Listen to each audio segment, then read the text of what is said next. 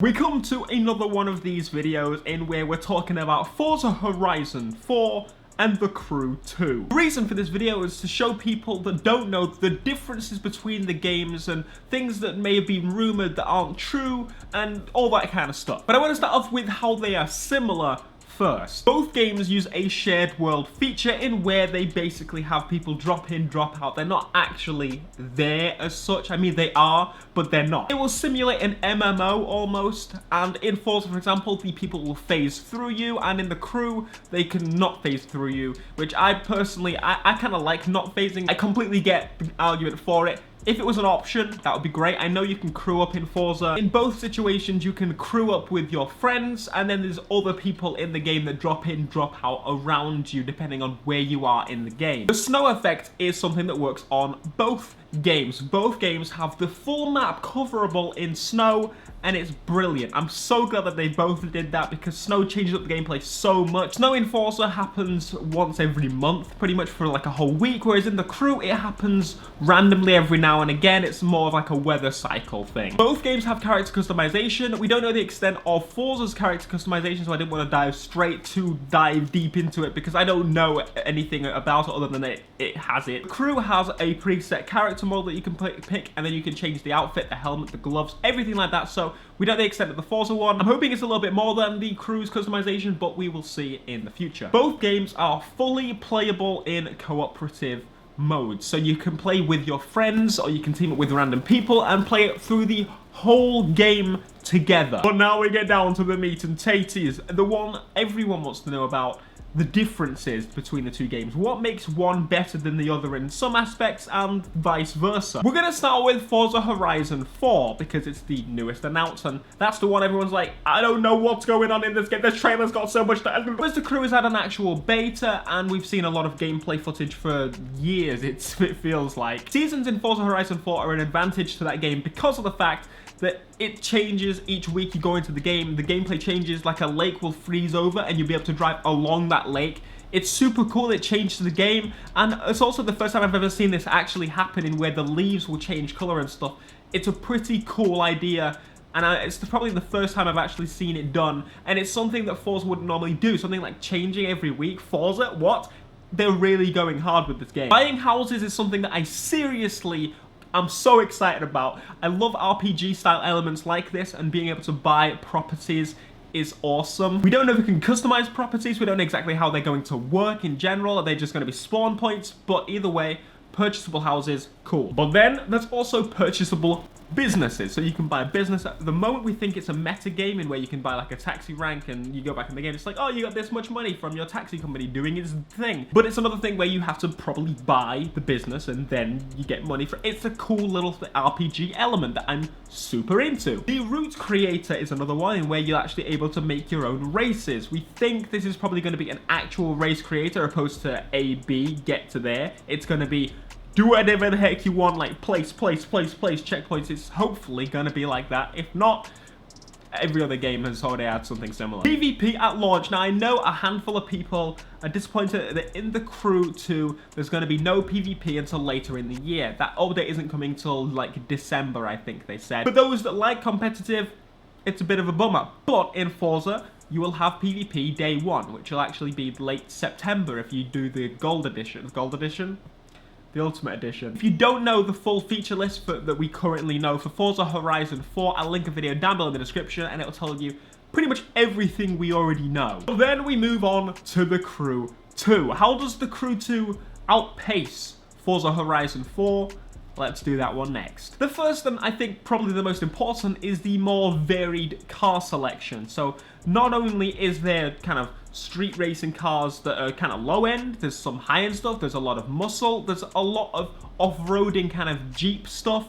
There's a lot more variation in the car list. Although there aren't as many cars, there is a lot more variation in the list, and that's what I personally prefer. For example, in Gran Turismo, they had like 3 million cars, but at the same time, most of them were carbon copies, and a lot of them I don't really care about. And another pretty obvious one is The Crew 2's map is a million times bigger, because in Forza Horizon 4 the map is the same size as the last game, which wasn't massively great like in size, but when it comes to terms of The Crew, the map is absolutely huge, and you know it's jam-packed with like secrets and kind of areas that you don't know about yet, and we're definitely going to be searching. And a lot of the areas have been rebuilt from the previous game, so they're going to be completely different to what they were in the previous. It has less limitations in the form of that if there's a mountain, you can drive on it. If there's a mountain in Forza, you're probably going to struggle. I mentioned this in a little bit of a I'm unsure light in the past, but the Crew 2's progression is actually going to be better than Forza's. We know this from past Forza games, that the progression in the game is very like, here's all the hypercars you'll ever want, welcome. This is the beginning. Cruise is going to take more of a normal approach in where you start with a decent car, although I would prefer lower end. You start with a decent car, but you're going to take a little bit longer to get through. But at the same time, which is why I'm calling it progression balance, it doesn't take as long as the first game. It's not as much of a grind as the first game.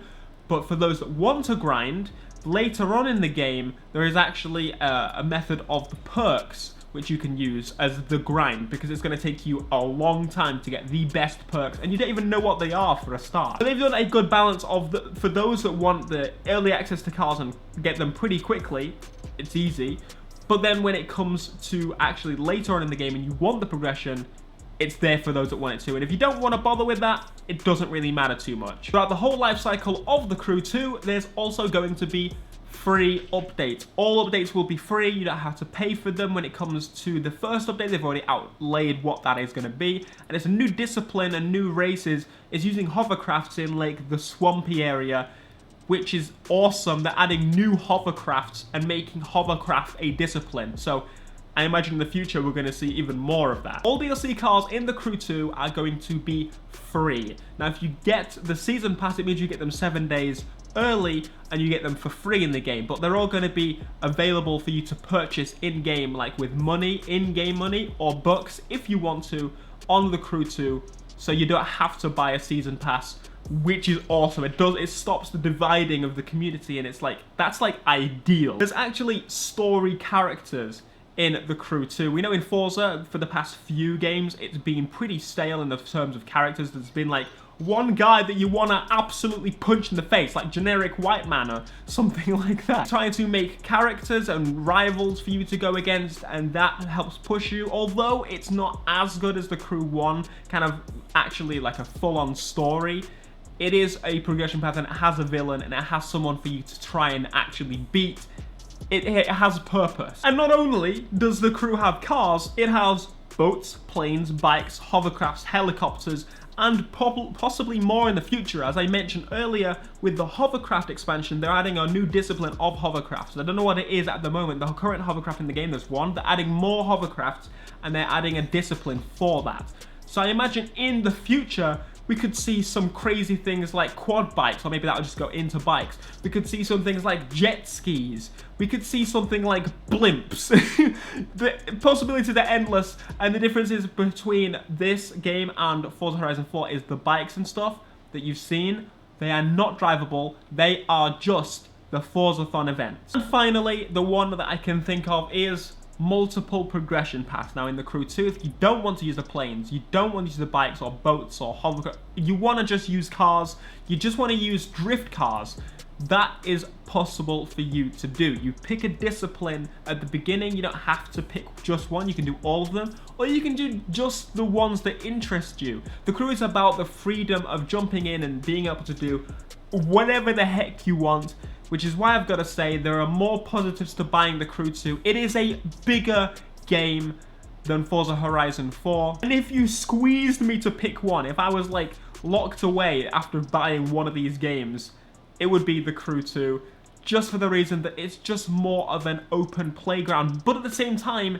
it's not limiting in that if it is an open playground and you get everything, but if you want to start doing that grind to get those things to the best they are possibly able to get to, then the Crew 2 offers that too. Both games offer fun as their main focus, and both games will be fantastically fun, but the Crew 2 offers a little bit more in the form of progression, of leveling up if you really want to do the hardcore grind. If you want a hardcore racer, the Crew 2 is the one, but at the same time you don't have to do that. It gives you the option, it's open. More types of gameplay, longer support, DLC cars which are all free, and not to forget that it's available on more platforms. And I know I probably missed a whole bunch of things from both lists, but those are, to me, what I could think of in the space of like a couple of days that it's been since the announcement of Forza Horizon 4. I can't wait for both games.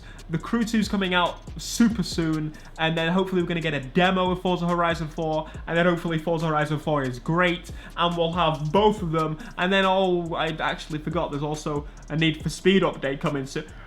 They're all here to play. Let me know down in the comments, are you getting both? Are you getting one of them? If so, why? Let me know down in the comments. This has been a fantastic year for racing games. The Crew 2 and Forza Horizon 4, both looking to push the bar, one more so than the other. Be sure to smash the like, subscribe if you are new, and I will see you when I am back home tomorrow. Until next time, guys, peace.